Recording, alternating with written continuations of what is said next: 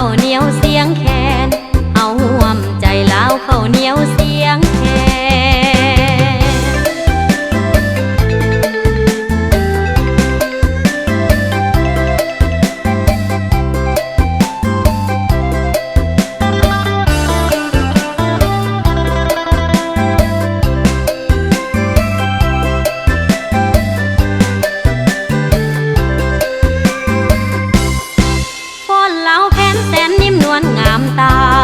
ฟ้อนจำปาเจ้าโสภาสดใส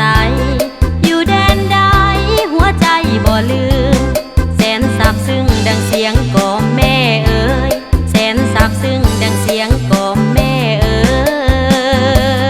ยอยู่ไสเด